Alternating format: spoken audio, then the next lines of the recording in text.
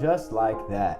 We are back at it. What is up, ladies and gentlemen? Welcome back to another Furlough Mastermind session. And today we got special guests over here, and I'm super excited for this one because we've put in work, especially after the success of our Black Friday Cyber Monday campaign. We're going to be covering specifically a definitive guide into email marketing as it pertains to e-commerce. So super excited to hone in, and now that we've kind of set up these mastermind sessions, let me go fix some of these mastermind sessions to be once a week. I'm excited to deliver at an even higher level than ever before. So with that being said, I'm going to bring in my wonderful co-host for today's session is none other than email marketing extraordinaire, Rosalind Afonso. Let's show some love. Let me just fix the formatting of this. And here we go. Show some love to Rosalind. Rosalind, how are you doing? Oh. Pardon me. I think I fixed the audio now. Can you give me one mic check there? Oh, there we go. I know why. Here's the issue. Haha, fixed. There you. Can you hear me, Rosalind? Yeah. Perfect, guys. There we go. Let me quickly format this. We have been scrambling. It's been nonstop. It's been nonstop. Things are moving in Zoom, and especially with Black Friday, Cyber Monday coming to an end. What are your thoughts about this incredible, holiday season that you just experienced? Oh, it's been absolutely great, actually. I love this season in general. So actually getting to work behind the scenes with brands and make things happen for them, that's really rewarding. And then just seeing how we've obviously planned this strategy quite far in advance, seeing that play out is also really satisfying. For sure. It's crazy at the click of the button how you can influence so many people to make a purchasing decision. And the strategy we've been planning for a long time, and we're going to go ahead and share some insights. And I believe Miguel, who was really spearheading the advertising efforts for one of the in-house projects, Peachy Bum, really did a great LinkedIn post that I encourage you guys to go ahead and show some love. And he covered the advertising side while it kind of left the room for you to cover the email marketing side. So it was really great to see that collaboration come into fruition. And before we jump into today's definitive guide to email marketing for e-commerce, I want to say what's up to obviously the people that are here. So what's up? I see you, Eddie. How you doing? What's up, Finn? What's up, Alex? Of course, I think we all need to make more money, but don't worry, we're going to make it. We're going to make it happen. Super exciting stuff. And of course, Bogus Reddit. I believe that's Miriam. How are you guys doing? So if you're excited for today's guide, today's session, just drop some W's in the chat, I guess, or excite us a little bit because Rosalind, we put this together. How great is today's session? It is fantastic. It is very in depth. There are a lot of slides, so a lot of information. Yeah, so we're gonna go ahead and jump right into this. Alex, if you're here, I would definitely think that maybe Kiara would want to be a part of this and see this because if you're in email marketing, especially if you're in e-commerce, this is gonna be jam-packed and probably give a lot of insights, and we've left room for discussion. I think the real value isn't reading on what's on this presentation or slides, it's the discussions that are sparked by what's on this slides and the experiences that we can share for it. So the fact that we came off of Cyber Monday and Cyber Monday and Black Friday, there we go. No better time than to do this. So with that being said, guys, we're gonna go ahead and jump right into it. So without further ado, let's get this ball rolling. Oh, okay, cool. Let me just fix the formatting real quick. And all right. And I see you. Love that your boy could use some assistance in email marketing, doing the bare minimum there. I want actually Rosalind to, address this because recently you had, me to go on a call with you with a sunglasses company.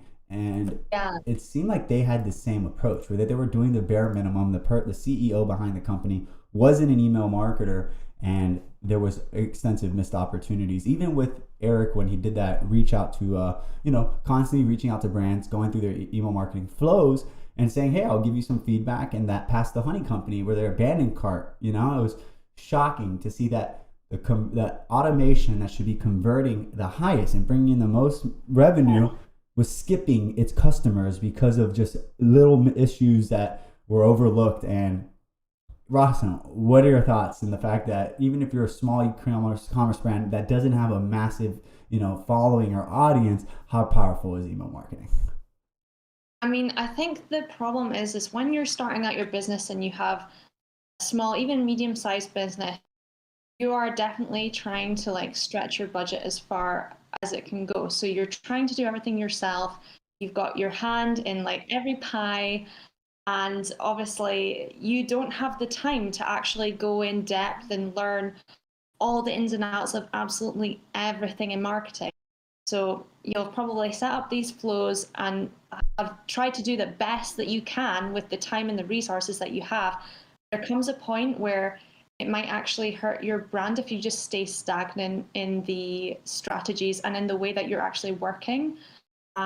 So then you get to the stage where you actually have to make the decision to outsource some of the work.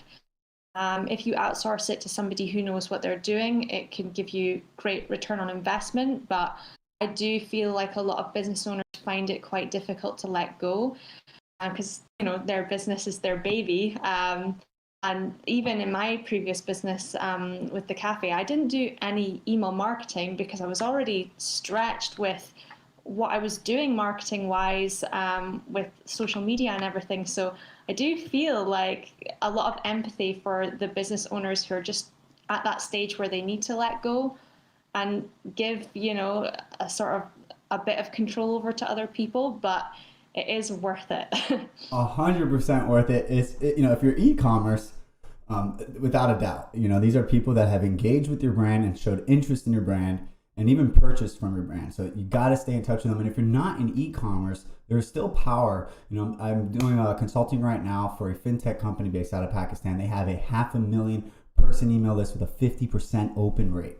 Insane numbers. And we're going to go through industry number averages and everything in this session.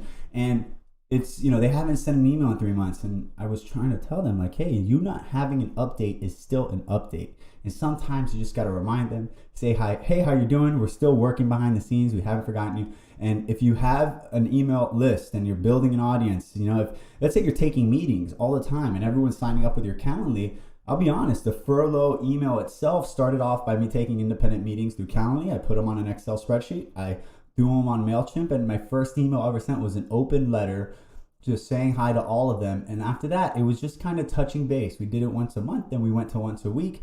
And next thing you know, we have such an incredible newsletter and a fantastic team that's running it. So it's, I say your email marketing is just like plants. If you don't water them, well, you know what happens. So as it pertains to email marketing for e-commerce, let's get started, because the magic number that you want to focus on is right here. Okay. And Rosalind, what's the magic number? How much of your revenue should be attributed to email marketing and e-com?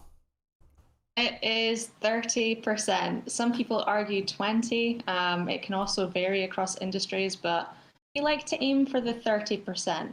Absolutely. And I just recently shared, someone asked a question about the CBD space. And if you guys know me, you guys know I come from the CBD space, and there is no advertising in CBD. So that 30% number was actually 50% of all sales were attributed to email marketing. And 40% I think is the sweet number you want to go to. 30 is what you're doing. And if you're at 20 or 10 or 15, it means that you should ramp up your efforts. So before we jump into this, we figured since this is going to be it's a definitive guide, it's very comprehensive, we're going to first jump into, that's right, the email marketing terminology. And we're going to fly through this part because you guys, most likely understand these. So we're just going to quickly touch base on it. And first up, we got the open rate. Rosalind, if you don't mind, what's the open rate? Basically, if people open up your emails, very simple. Exactly. And if they open up their email, what is the click-through rate? Click-through rate is if they have clicked through to your website. Right. So they open up your email, click through it, they click through it. And then you guys can imagine the unsubscribe rate is how much people unsubscribe from your email. Now, revenue per recipient, which is a very, it's a very important metric to think about. And it's pretty straightforward. It's out of your entire list, out of everyone that actually reads and open up your emails, what is the dollar cost for each one? What's the value? And it's really the average of all revenue, divided by the amount of recipients. And, it depends. Case by case, this can change. But if you have a high revenue per recipient, that means you have a great list and it's been cleaned up. And Next up, like I said, this is terminology. We got a lot of fun stuff to get through. I'm going to fly right by this terminology. We have the spam rate, and the spam rate is just like that. How many people that receive your emails are reporting it as spam? You obviously want to keep this number low. Next up, you got the bounce rate, right? And this is how many of your emails bounce. And there's two types of bounces. Okay, the first bounce is a soft bounce, and this is if there's something temporarily wrong with the email recipient, right? You probably have Gmail or iCloud, and if you didn't pay Apple that month, your iCloud storage is capped. So if your email inbox is full and I send you an email, I will receive a soft bounce, and that soft bounce would say, hey, yeah, can't send it, not a big deal, but it's just a temporary time-sensitive thing. But a hard bounce is basically non-existing email or even spam traps, which is something that I feel like we didn't cover, but we'll definitely talk about. But for now, we're going to keep jumping through it. We have email deliverability. Rosalind, take the email deliverability one. It's pretty straightforward. Yeah, that's basically like how well your emails are being delivered. Absolutely. Very simple. Sometimes this stuff is just so straightforward, but that's what this is, definitive guide, so we got to cover all the easy stuff too. Yeah. Personalized and dynamic content. Personalized is by including the fields of when someone signs up. So if Rosalind Fawn signed up to my email, it would say, hello, Rosalind. That's the personalization by pulling her first name. And then dynamic content is, you guys have experienced this when you're in an e-commerce store, you put a product in your cart and you go to check it out. It actually shows you an email saying, hey, did you forget this item? It's a dynamic product content that actually showcases the item and what you're engaging with. Next up, which is actually very important, but it's often slept on, which is web tracking. And this is why you're gonna, throughout this definitive guide, you're gonna hear about my biasness towards Klaviyo and how much I love that platform in e-commerce. And I can see the smile and the reaction from Ross's face. You definitely agree with that, right? Yeah. Yeah, Rosalind, you came from MailChimp before, and I believe you experienced and dabbled with other email service providers, but once you got into Klaviyo, you really were sold on email marketing, right? Yeah, like I remember when I first came across MailChimp and I was like, oh, this is quite basic. I didn't really like the user interface, but yeah, I love Klaviyo. I can go into that for ages. For sure. For the reasons why. Yeah, and what web tracking does is Klaviyo, how powerful that is if you have a Shopify store, right? We're talking about e-commerce, email marketing, and you get the Klaviyo app. The Klaviyo app enables this tracking on your website. They can track the journey and what products they've seen, what products they've added to the cart, so on and so forth. So web tracking, very important. Not something we talk about often because of these automations with these apps, but definitely something that we should be aware of. Next up, segmentations. And we're going to go deep on this segmentation because it is, I think, one of the key pillar parts of email marketing. Rosalind, what is a segmentation? So it's basically groups of people who have similar things. So you can segment based on behavior, based on the geographic location. There's tons of different things that you can segment on, and it's really important for making sure you're sending the right emails to the right people, because you want to keep your emails as relevant as possible, and that's one of the ways you can actually do that. Beautiful, spot on. And I will actually show you how to spell Klaviyo. We have it in a few slides into this, so we'll get right there. And then we have triggers. These are certain things. There you go. Thank you, Rosalind. Triggers are certain things that trigger, that kind of set a force of actions, right? So if I put something in my cart and I leave the site, that triggers an automatic sequence of campaigns, okay? Now we get a little more advanced in the terminology. Well, we have our conditional splits, and this is as simple as looking at those behaviors and saying, if this, then that, or if this, then that. So it's a split on a flow, and that split is based off the conditions.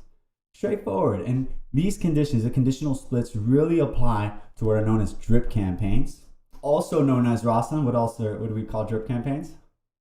Automations. I even call them flows. Yes, sometimes Klaviyo says it as flows. Terminology. And that's exactly that. It's an automatic sequence of emails, okay? And you can get very comprehensive of these emails when you connect them with these conditional splits and triggers, so you can really customize that journey. And let's say you have a welcome series, and that welcome series is sending an email every week to a new person on your list every week for 8 weeks, right? But what if that person during that welcome series, that those 8-part emails, you don't want to send them campaigns, right? You exclude them because they're part of the welcome series. What if they were on the site? And what if they saw a specific product? That means that they're, the email, the nurturing sequence is working. They're exploring your products, and you could put a conditional split to say if they were on the website during that 8 weeks, hit them with this and promote them this offer. So you can get very comprehensive on these drip campaigns, and they're very powerful, especially when incorporating conditional splits. And last but definitely not least, we have predicted to churn. The churn word to me is fairly new, but it's as simple as churning. They're going to leave. They're going to end up leaving your business. They're going to unsubscribe. They're going to never come back and purchase again. So it predicts that they churn. And some of these flows are, they haven't opened up an email or been on the site in 6 months. So what you do with the predicted to churn flow is you'll send them a very aggressive offer, because at the end of the day, these people are out the door. So you want to win them back. So with that being said, that is our terminology for email marketing. So now we can establish this foundation for email marketing for e-commerce, okay? And wherever stage you are in, we'd like to cover that. So if you're pre-launch, what's a simple thing? We're doing it for main active right now that you would do for pre-launch, Ross?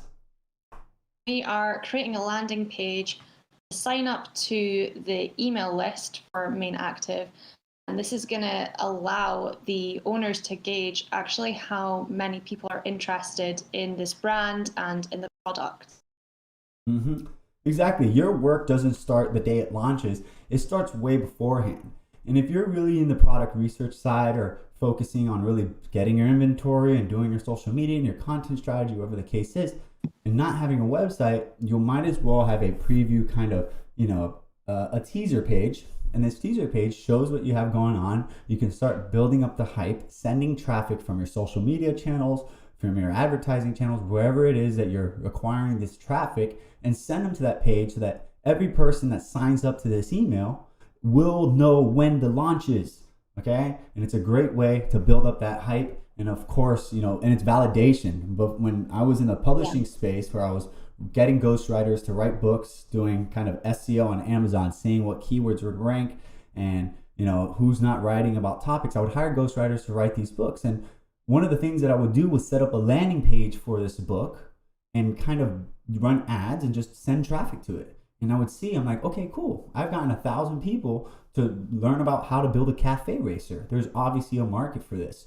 And now that I had this list, now that I can put resources and money into hiring ghostwriters to do the research and write this book, I have a list there that has validated the idea that I can now run and drive traffic to my launch, right? So definitely a pro tip, and definitely encourage you guys to leverage that. Now, next up, it's really, you have your landing page, and even if you have your site, one of the things that you definitely are lead captures, right? Lead magnets and these pop-up forms, okay? And it's just so important. And this should be probably one of the things that you should be testing, using that conversion rate optimization, switching out the pop-up forms and seeing which one gets more people to sign up and which one doesn't, right? And using the one that does. So these lead magnets, they can be kind of free offers. And, Rossin, if you can share with what we're doing for the athleisure company, what we're doing for the new year as a lead magnet for this email, for the newsletter that we're sending out.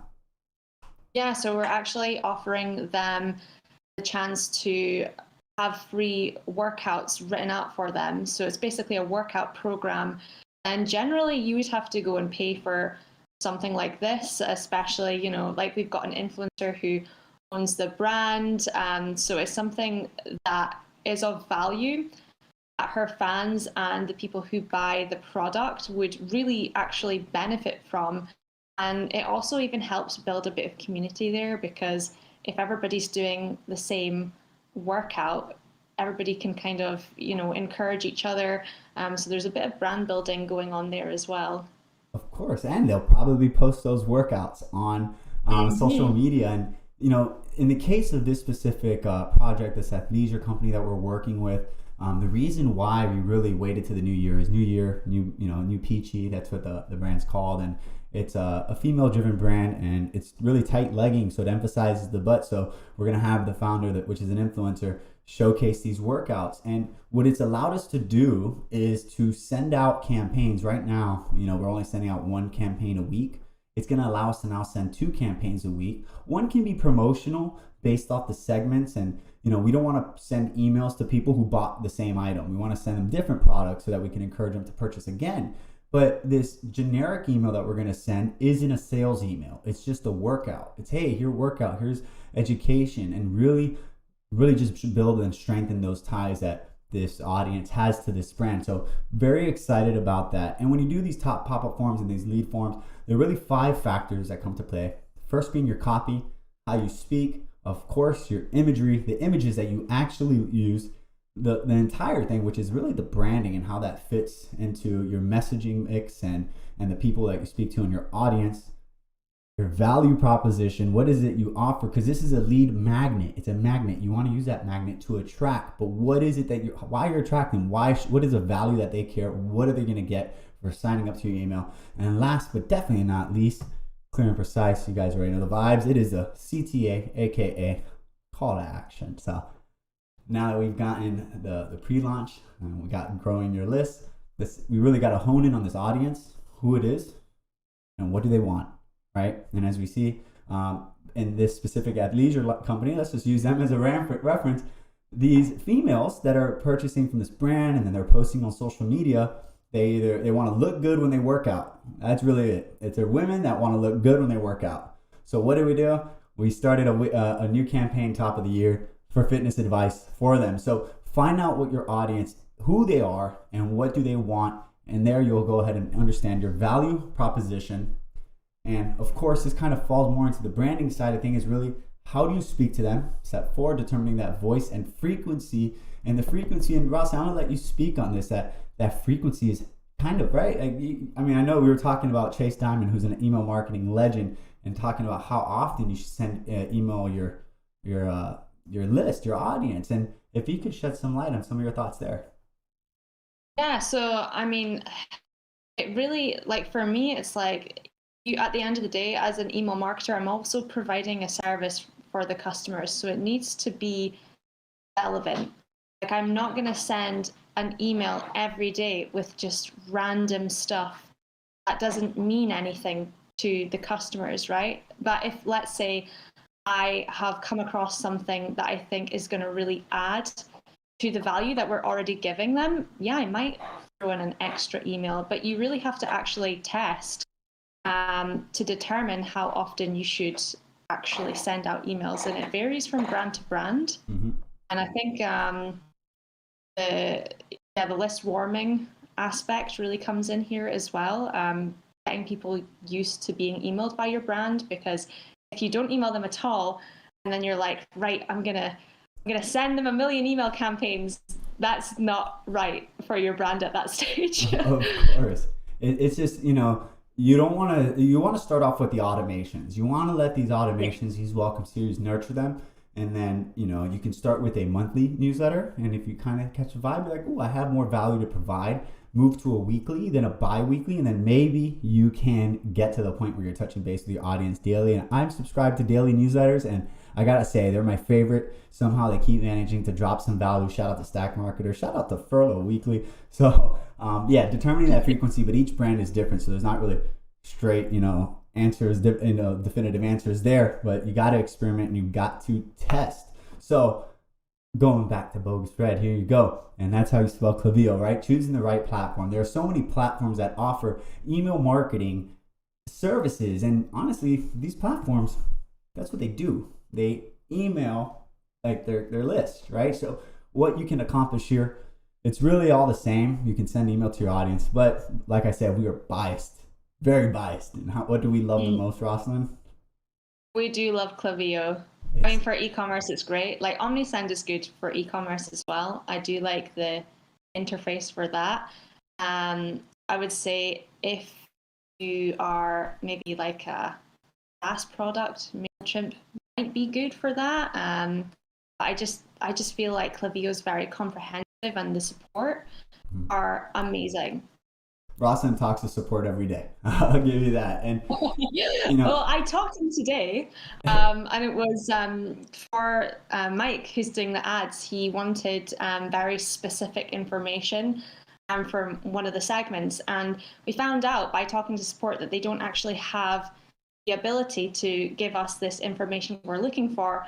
And they went as far as to say, right, we're actually going to give this to our development team and they're going to make it so we can give you it. And I just think that's great. That absolutely. makes me And for you guys that are curious about the feature, it's to basically check how many people that came from Facebook actually converted through those email series and that specific segment, which is the email segment. So very strange that they didn't have that feature, but they immediately saw the value and was ready to implement it. Now, frequency is something I struggle with. I told my customers to expect an email once a week because the frequency we have for the relevant, that's a frequency for the relevant content. But when it's Black Friday, I feel like I need to send more emails. You know, just to be very clear, like you can look at the email list and who opens up every week, who hasn't opened up in 2 months, and you can play with the segmentations and experiment with these promotional emails. One, I would tell you to experiment with the top performing, the people that are highest supporters, the one that open up your emails and engage with them the most.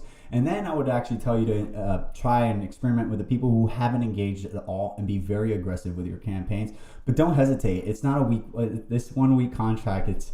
I cannot emphasize it. It's that contract is what you've done to yourself. And if you send them a special case email, I don't think your audience will hold it to you. So, woo, you're not even halfway there. I'm very excited. We're going to keep flying through this. So let's talk about the types of emails. And first up, we have those promotional and offer type of emails, which is like, hey, we have a sale. We have 50% off. We have abandoned cart. I like to categorize these three types. These cart emails are really product related emails in the sense like, hey, you purchased, hey, your shipping notifications, hey, please leave a review, right?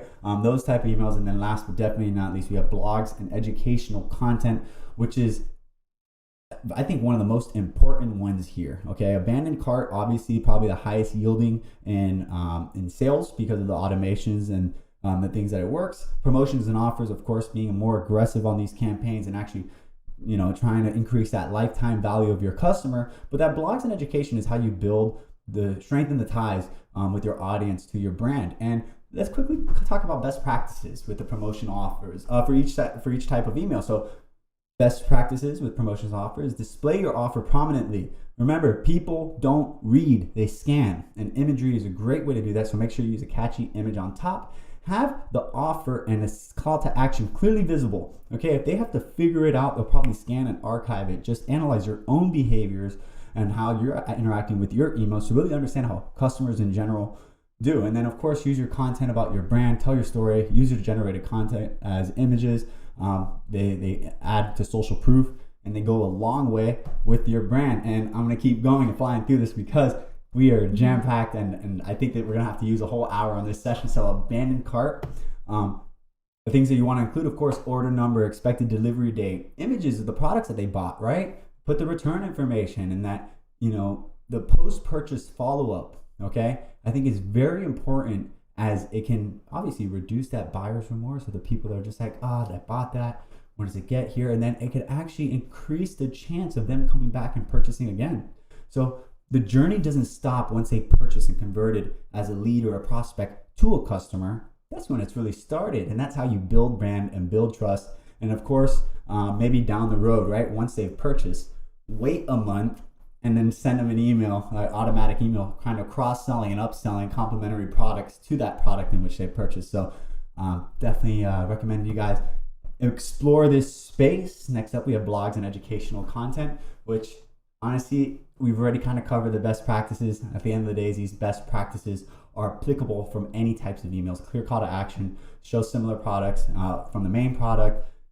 Space out your emails. You don't want to hit them back to back unless you train your audience and that they're receptive and your open rate is still, higher above average when you're increasing the frequency of these emails. And of course, customer reviews and user generated content. So, all right.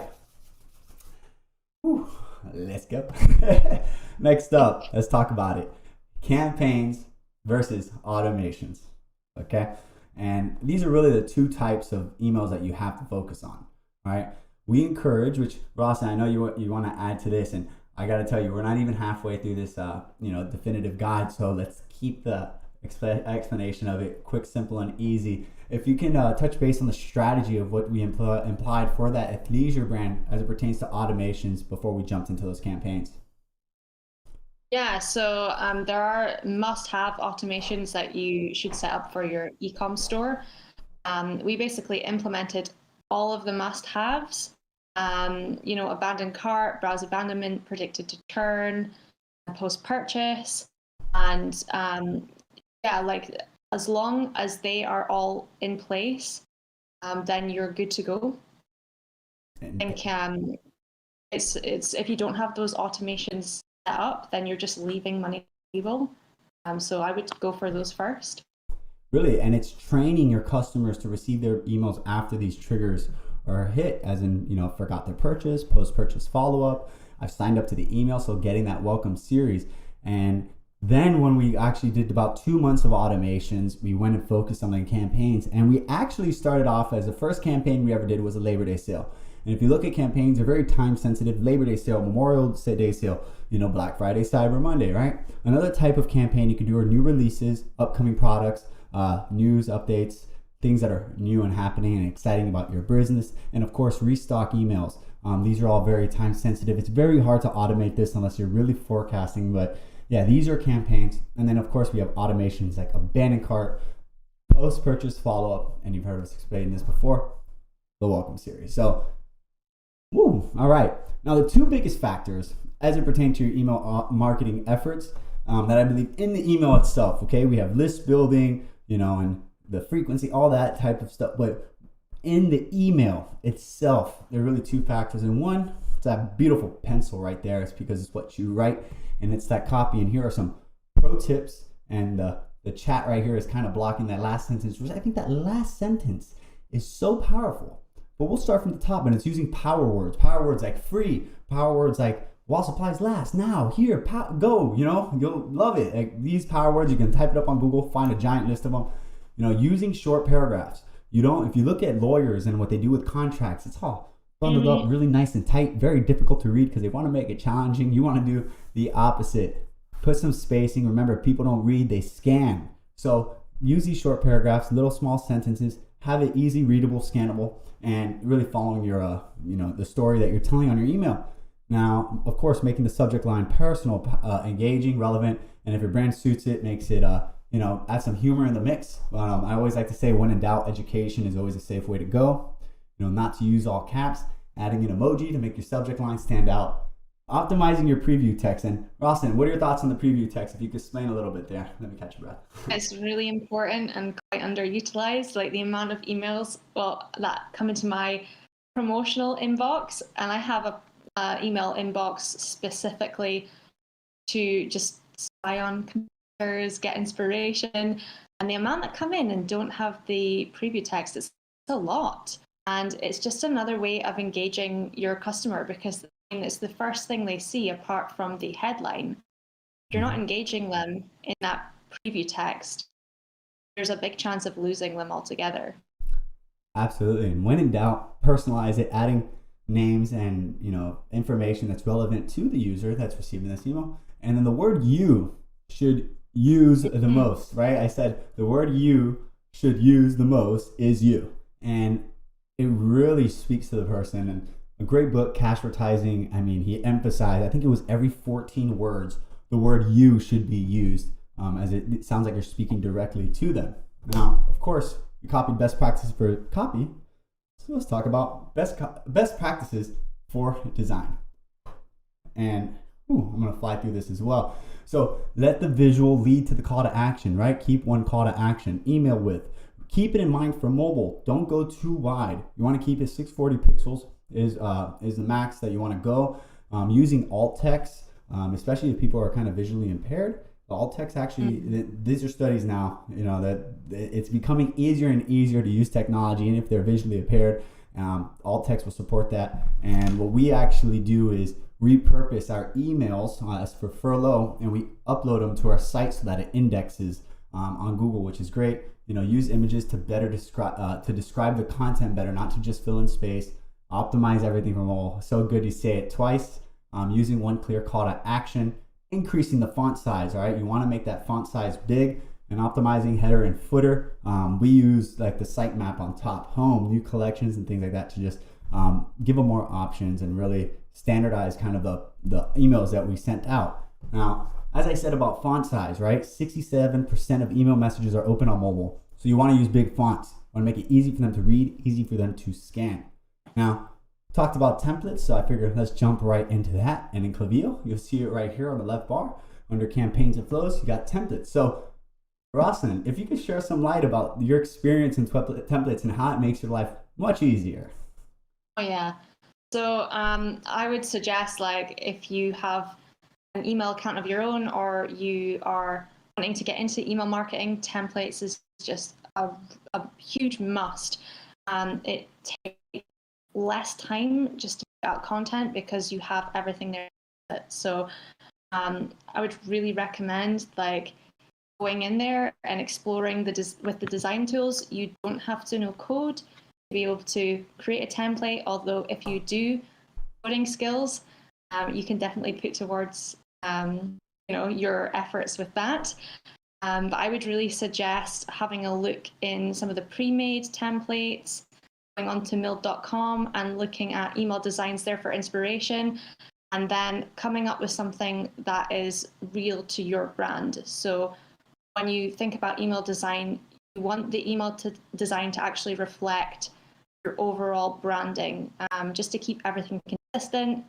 If, let's say, they receive an email design that is just completely off the wall and not relating to your brand at all, I just think that that's not really a good practice, and it just kind of, makes the consumer think, oh, I thought your brand was this.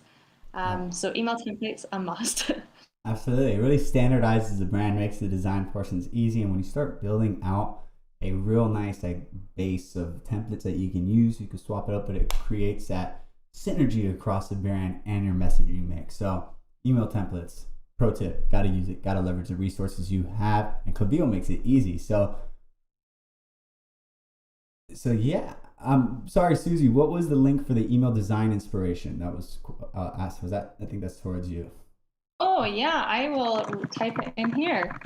Beautiful. And in the meantime, I'm going to quickly jump through the email marketing mistakes to avoid, and we'll fly through this. This is pretty straightforward. Emailing too much, okay? If your open rates and your bounce rates, or if your deliverability is not there, emailing too much, probably drop down the frequency and focus on quality over quantity. Another email mistake, if you're avoiding too much, probably emailing too little, and sending them maybe once every 2-3 months. They will forget about you. Up into a month frequency. You want to lock into a frequency that feels right. And if your open rates are above average, maybe you want to bump up the frequency. If your open rates are below average, maybe you want to clean your list. Maybe you want to lower the frequency, so far and so forth. And of course, bad quality audience. If you've sent emails and no one has opened up your emails, that is a bad audience. So clean it. Take away the people who haven't engaged with them. Ask them, hey, are you still here? Do you care about our brand? Hey, Rosalind, do you care? Like in caps in the subject line. And this, if they don't open this email, then just remove them from the list. Doesn't matter. All they're going to do is hurt your reputation and hurt your domain. So your domain reputation, there you go. Another mistake is being too overly promotional. And you can train your customers that when they see their email, they know they're going to be sold, and they'll end up never opening up your email. So you want to have a good mix between promotion and education and value that's being driven. Now, when it comes down to buying an email list of a similar niche that might share a similar audience, I have mixed reviews here, okay? And I don't think sending emails to people who have not opted in is great practice. But if I have an audience, what I would do is put that audience into an audience on Facebook and run opt-in ads to my email list to that audience, since they are super, they are super like on market, right? So there are things you can do with an email list. I don't encourage buying an email list and just randomly sending emails. When I left the CBD space, I had a bunch of people at the time trying to sell me email list of, their competitors and all the stuff like that. And every single story I heard, that email list here and there, none of them converted because they never opted in. So it was just a hard sell. Now, as we said, you want to have one clear call to action, one of the mistakes to avoid is having way too many, as well as overlapping flows. You want to make sure, Klaviyo has a great tool, Smart Sending. Rosalind, what's Smart Sending? Yeah, so smart sending is basically when Klaviyo automatically doesn't send emails too close together, right? So it's like you will be in an abandoned cart flow, you'll get an email saying, oh, you left this in your cart. Well, if I'm about to send out a campaign, you're probably not going to receive that campaign if smart sending's turned on. The good thing about smart sending is if you go into the settings, you can actually decide the delay with smart sending. So you can bump it up to like 48 hours, you can bump it down to 1 hour. So it's very, very useful. Beautiful. Love to hear it. Now, I think these two, of course, like these two metrics, some would say the most important metric is conversions, okay? But I think open rates and click-through rates are really going to show how well your performance is doing as an email marketer, okay? Because your conversion rate really takes place on site. Your open rate is really determined by your subject line, okay? And that subject line, we're going to go into A/B testing, split, all that stuff. And the subject line is really the biggest impact for your open rate. I feel like these two are directly related to each other. And strongly encourage you, if you're gonna, I'm blocking the image here, but this is what the dashboard looks like when you split test. When you split test your subject lines. And I kind of want to just move my head real quick. You can see here, workout, get rewarded 20% off, and then you see 20% off Labor Day, right? Switching some slight variations, what this does, you can see the top one was rewarded right over here, the 12,000 recipients. And what they did was they grabbed a small sample set, sent them both at subject lines, and whichever one performed best, they were just like, all right, cool. Let's send this one that performed better to the rest of the recipients. And ultimately, this order ended up bringing about 10,000 in sales. So you can see that 7,000 right above Roslyn's head. Now, that is the open rate. So what about click-through rates?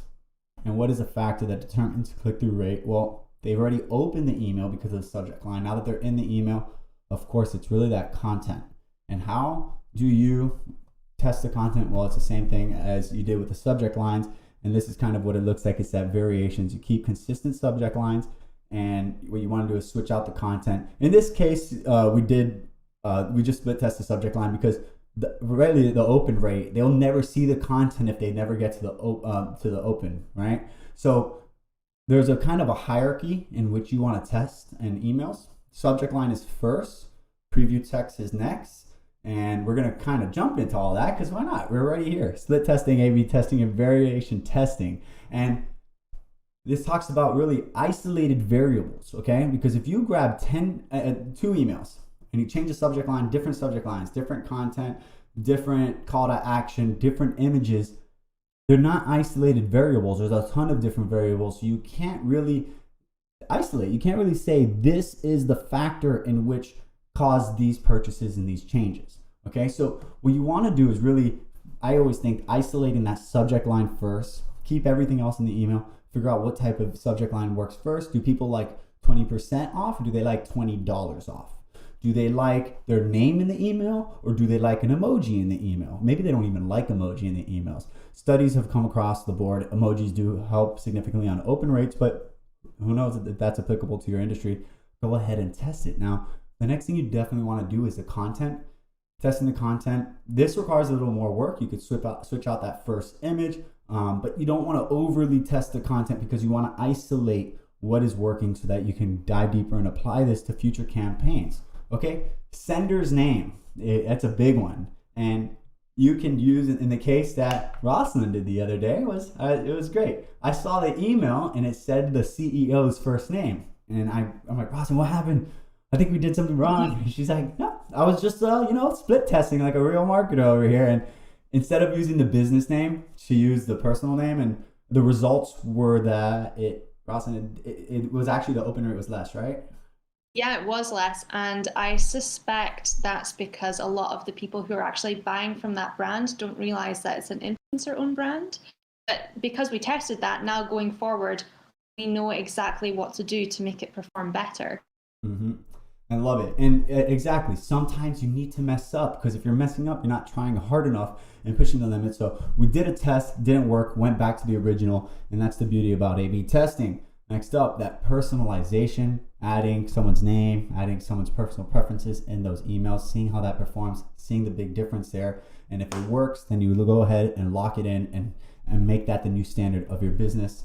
Of course, the CTA copy, shop now, learn more, buy now. And I believe content, I forgot to mention, is split testing your buttons, making your buttons bigger, changing the font, making them different colors, right? Quite important. And last but definitely not least, offers. Like we said, $20 off, 20% off, however you want to present that offer. Definitely great things to isolate and, of course, test. Now, as we stated earlier, one of the most important parts of this email marketing is without a doubt segmentations. And with segmentations, as you can see, 1, 2, 3, we got 3 types of segmentations, and we're going to kind of fly through this because we're about 80% through, and I think we're going to end this right at the dot at the end of this session. We're going to need every single time. So the first type of segmentations is demographic, and it's, are they a man? Are they a woman? Are they an adult? Are they a teen? It's really who they are as a person, and really isolating those things so that you can say, you send your emails to a bunch of men saying, buy her the gift that she deserves, or send a bunch of emails to the women saying, hey, have you bought him a Christmas gift yet? And you can get creative with your campaigns. That was just an example. Next up, we have geographic segmentation, city, country, language, where they are in the world. And this is interesting because when you have a list of, let's say, 100,000, right?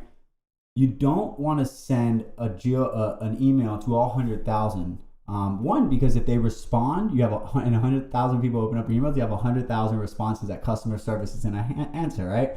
So one of the tricks that you can do, which this is what I did when we were dealing with a list that had, millions of customers, and we would send time zones. We would send emails based on their own time zone. So we would send East Coast, we would send at 10 a.m. But if we did 10 a.m. for West Coast, it would actually be 7 a.m. So we would kind of do these segmentations and send emails at certain times of the day and really test that out. So that's another type of segmentation. And last but definitely not least, which I think is actually the most important type of segmentation, and it's behavioral. And it's the behaviorals they do, whether they add to cart, they view the product, they didn't purchase, or they went and actually stepped foot on the site.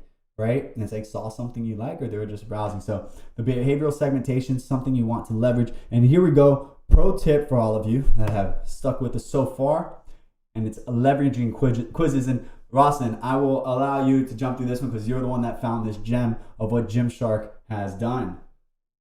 Yeah, so I found this really interesting, and I've been following Gymshark for a while, not only because I like their brand, I have their products, but I actually really respect their marketing team. I think they're great. I don't know if you guys have seen what they did on the social side with Black Friday, but it was genius.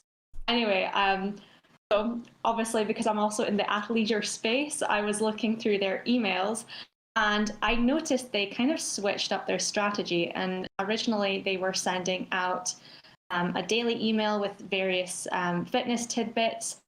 And then we got this email that was like, oh, we're taking a break from that. So that made me think, okay, this daily thing may not be working for them anymore. The next email that we got was this quiz.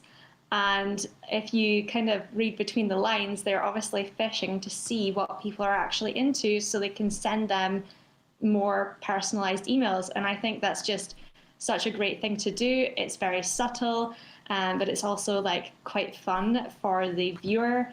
Obviously, if you look at a platform like BuzzFeed, they do all these silly little quizzes, and they're so popular because people like stuff like that. So it's just a great little thing that you can add in there, which gives you great return. Absolutely. Is using quizzes to further segment your audience and really based off their interests. I mean, there's no better way to get information from your audience than just asking them. So that's a little pro tip there. Gymshark does it. Gymshark is a multi-million-dollar brand. So this, is very unique, and I can tell you, I came from the health and wellness space in this email. We used to send out a weekly email every Monday because I guess people wanted to start off their week getting their health right, and it worked out great. We tested out Monday through Friday, 2 Saturdays, Sundays as well. Mondays were always the best performing. Sundays was always the worst, and I always thought, well, we would send emails at 6 a.m. to just make sure we were always in the inbox whenever someone checked, woke up, and caught up on their emails. And they kind of looked at it as a to-do list. They're like, oh, I got to buy this today because people do not play around in health. But what I found, and I will never forget, Rosalind sends an email on Thursday. And I went to her, I'm like, why didn't you send it on Monday? And I thought I was a big shot, like ready to say like, oh, you messed up. Let me show you why. Because I had data from a previous agency. What we ended up doing was she sent it on Thursday. The next week she sent it on Wednesday. The next week she sent it on Tuesday. And by the time we got to Tuesday, I'm like, don't go to Monday. Go back to Wednesday. Go back to Thursday. It turns out in the athleisure space, emails perform better towards the end of the week. And what is our reasoning? What's our guess? Because that's what we're doing. We have educated guests here to why that is. Yeah. Ross. I mean, my educated guess was, so if you target them at the weekend, and now bearing in mind that it's a lot of young women, they're in college or they're a young professional. So if you think about the way that young women spend their time at the weekend, they tend to like to go out and spend money, blow off some steam. Then a lot of these women come Monday, they're like, okay, I need to tighten the reins, I need to get my budget back on track. So I thought by targeting them just before the Friday, that would really, engage them and give them a reason to treat themselves after that hump day. So that's like the little narrative I played out in my head when I was thinking through that scenario. Do we really know for certain? It's kind of a guess. And you know what? The data's supporting it. So here we are continuing to push. Now, really quick, this is, if you guys want, take a screenshot of it. Maybe we'll go ahead and share it in the chat. I'm going to go ahead and hide my face real quick so you guys can see I totally messed that one up. So you guys can see it right here. These are industry open rates. And Rosalind, how are you doing in this athleisure health and wellness space on your open rates? Yeah, we're doing good. That's all I'm going to say on that one. Yeah, that's for sure. You're doing fantastic. And as well. It's actually above 50 at times. I mean, over last week, it blew those numbers, but it's like 45 on a given day. So great stuff. Keep it up. Guys, this is the industry. This is where you want to do the benchmark. And if you see here, not any of them are actually at 30%. And that's the number you want to get at that we started off in this session. And to do so, we got to talk really quick about deliverability. How do you get that deliverability? How do you get into the most inboxes? It's quite important because your email marketing is not going to perform unless you get into these inboxes. So one of the things you want to do is clean your list, okay? And it's to ensure deliverability. Ask people if they want to be subscribed still because they haven't opened up your email. And if they happen to open up in 8 months, 9 months, just stop emailing them or exclude them as a segment, right? What we do is we create segments of the people that are unengaged, and we don't email them until Black Friday comes around. And it's like, well, they kind of were interested before and we haven't talked to them in a long time. Maybe we can win them back and we can do some win back campaigns towards that. So another thing you can do to ensure deliverability is experimenting with text-based HTML emails, not necessarily using the templates or the Klaviyo or the images. That's an easy way to get into the promotional email, but experiment with text-based emails, because if you see how people email each other, right, your friends, you're usually just writing text. You're not doing this whole entire promotional campaign. And these email service providers, they can see that. And it's a potential way to end up getting delivered into more inboxes. Now, double opt-ins, which is great. Basically, I opt into your email by using a lead magnet, and then it sends me an email saying, click here to confirm your subscription. That is considered a double opt-in, and it actually is an extra step for them to be engaged, which it does ensure that they are more engaged and more opted in a sense. And even in the text message space, we used to do a triple opt-in because the TCPA, which is the Teleconsumers Protection Act, did not play around when it comes down to SMS. So better safe than sorry. Of course, unsubscribe links in your email. If you don't have an unsubscribe link, Klaviyo, Klaviyo does it automatic if you don't have an unsubscribe link, but these email service providers will end up punishing you, and just make sure to do that. Of course, you want to send it from a business domain. This is something where I kind of had mixed feelings on because if you're doing cold outreach, do not do it from your business domain because you will destroy your business reputation. But if you have a great business reputation and you're on, let's say, a dedicated IP, there's shared IPs when you go into something like Klaviyo, MailChimp, where you're sharing an IP with other e-commerce brands. And if you're on a dedicated IP, you're on your own. And that's a whole advanced, I don't want to get into that today. That's a whole advanced topic. If you guys want to learn more, we can talk about it on the Discord. But sending an email from your business domain, be very, very attentive to this because the reputation of your domain, especially if it's a premium domain that you've built and put a lot into, you don't want to hurt it. And building that back up, it really is a pain. So making emails responsive. People format for desktop, but remember, the majority of people are on their phones these days. So make sure your text is big, your emails are responsive in the sense of how they look on the phone, and keeping those image sizes small to make sure that these images load. Now, rolling up to the last few little sessions, we're going to make sure to end this with some pro tips. And it's this beautiful 3 letters right here, the CLV. And it is exactly what you guys know best, is that customer lifetime value. And when you look at email marketing, it's really just remarketing. You're getting these people who bought your products or opted into your list and truly believe in your brand and they say, hey, I'm opting in. I'm accepting marketing messages from you because I want to hear from you guys. So these people, and this is, if you can see the predictive analytics over here, you can see this is a random customer I pulled up. And you can see it says churn risk prediction, average time between orders as well, and average order value, how many times, like their total customer lifetime value. So it says their historic value and what their predicted value and how many more orders are going to run. It is insane how powerful Klaviyo can be. And with this information, how powerful it is. And you can see in this little chart right over there where it says that red space, that red was predicting to churn, but they ended up converting on a Black Friday and Cyber Monday offer, which says, wait, no, they're still engaged with this brand. So understanding customer lifetime value and really, really understanding the fact that email marketing is going to be the key driver to that. So some pro tips, and it's advanced flows and automations as we close out to an end, and it's leveraging your unsubscribe flow. People that want to unsubscribe, right? Before they're able to click unsubscribe and leave your list, ask them questions. It's really considered an exit interview, and ask them why they're leaving your brand so that you can improve and retain future customers and prospects of your business. Now, next up, okay, and that's a really pro tip. Just want to emphasize that, the unsubscribe flow. Exit interview, okay? And got like 2 more minutes left here. That's why I want to make sure we close it out strong. Review collection flows, okay? Review collection flows. If someone bought from your brand multiple times, they obviously like your brand. So if you ask them for a review, you will probably get a good review. So leveraging these review collection flows, or these automations, these drip campaigns, right? Same words. These review collection automation to encourage your best customers to leave reviews, which is going to increase social proof, and it's going to increase pretty much the conversion and exposure, right? Look at Amazon. And if you go on Amazon, the first thing they look at is the title of the product and the image, and then they look at the reviews. Some would argue that they look at the reviews first, okay? And last, but definitely not least, I put it all in one slide, and it's really how email marketing fits with this omni-channel strategy. We have SMS, text, chatbots, WhatsApp, push notifications, your site chat widget, if you do have customer service on your site, and your paid advertising.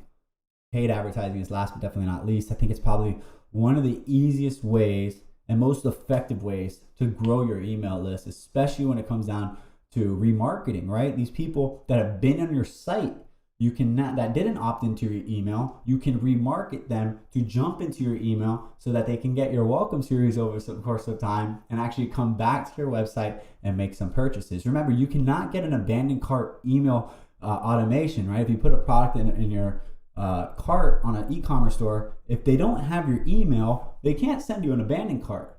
And if the site doesn't capture your email with the lead magnet, well, maybe you can get them to opt in through that paid advertising approach. So, all right, that was a doozy, and I